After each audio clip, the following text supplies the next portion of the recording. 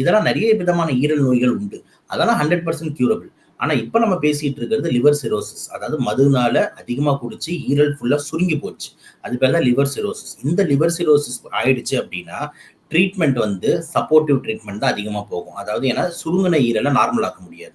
அப்போ supportive treatment அப்படின்னும் போது முடிஞ்ச அளவுக்கு வந்து மாத்திரைங்க இப்படியே தண்ணி எடுக்கிறது இந்த மாதிரி தான் போகும். ஆனா அதுக்கு டெஃபினட்டா நாங்க ட்ரீட் பண்ணி ஆகணும், இதை நம்ம சரி செஞ்சிட முடியுமா 100%? அதுக்கு ஒரே ஆப்ஷன் தான் இருக்கு. வேற ஒரு நல்ல ஈரல் எடுத்து இவருக்கு செலுத்துறது. அது பேர் தான் லிவர் டிரான்ஸ்பிளான்டேஷன் சொல்லுவாங்க, ஈரலை மாத்தி வைக்கிறது. ஸோ லிவர் சிரோசிஸ் ஆயிடுச்சுன்னா டிரான்ஸ்பிளான்ட் தான் நிரந்தர தீர்வு.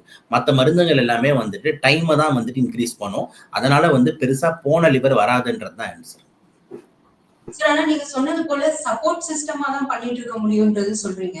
இவருக்கு கூட வந்து நீங்க சொல்ற மாதிரி இந்த நோயால பாதிக்கப்பட்டும் அவர் தன்னை வந்து தான் மீண்டு வந்துருவேன் அப்படின்றது திரும்ப திரும்ப சொல்லி ட்ரீட்மெண்ட்ல தான் இருந்திருக்காரு.